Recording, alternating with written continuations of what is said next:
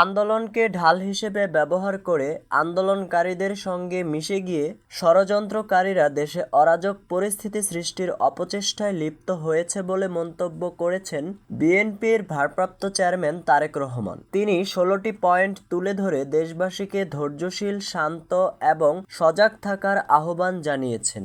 বিদ্যমান রাজনৈতিক পরিস্থিতিতে বুধবার বিএনপির সিনিয়র যুগ্ম মহাসচিব অ্যাডভোকেট রুহুল কবির রিজভী স্বাক্ষরিত এক বিবৃতিতে তিনি এ আহ্বান জানান। বিবৃতিতে তারেক রহমান বলেন, দেশের সাম্প্রতিক ঘটনাবলীর পরিপ্রেক্ষিতে আমি একটি বিষয়ে দেশবাসীর দৃষ্টি আকর্ষণ করে কয়েকটি কথা বলতে চাই। বিতাড়িত স্বৈরাচারের পলায়নের পর গণ অভ্যুত্থান পরবর্তী বাংলাদেশে একদিকে দীর্ঘ ১.৫ দশক ধরে অধিকার বঞ্চিত মানুষের চাওয়া পাওয়ার হিসাব, অপরদিকে পলাতক স্বৈরাচারের প্রতিশোধের আগুন, সব মিলিয়ে দেশে ঘোলাটে পরিস্থিতি বিরাজমান। পলাতক স্বৈরাচার গত ১৫ বছরে দেশের বিভিন্ন সেক্টরে অনিয়মের পাহাড় তৈরি করেছিল, কেড়ে নিয়েছিল জনগণের সব অধিকার। সেই হারানো অধিকার পূর্ণ প্রতিষ্ঠা আর অনিয়মের পাহাড় ভাঙতে স্বৈরাচার মুক্ত পরিবেশে বর্তমানে বিভিন্ন শ্রেণী পেশার মানুষ দাবি দাওয়া নিয়ে রাজপথে নেমে আসছে। অবৈধ ক্ষমতা আর অবৈধ সুবিধা হারানো পলাতক স্বৈরাচারের দোসররা সরকারকে অস্থিতিশীল করতে জনগণের দাবি আদায়ের এই আন্দোলনকে সুযোগ হিসেবে ব্যবহার করতে চাইছে।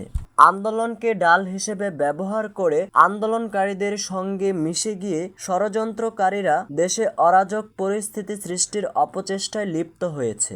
জনগণের অধিকারের সঙ্গে সংশ্লিষ্ট বিভিন্ন ইস্যু কাজে লাগিয়ে ষড়যন্ত্রকারীরা দেশে চক্রান্তের জাল বিছিয়েছে। সারা দেশে একটি পরিকল্পিত নৈরাজ্য সৃষ্টির অপচেষ্টা ক্রমেই দৃশ্যমান হয়ে উঠেছে। জনগণের মনে অসহিংসতা পরিলক্ষিত হচ্ছে।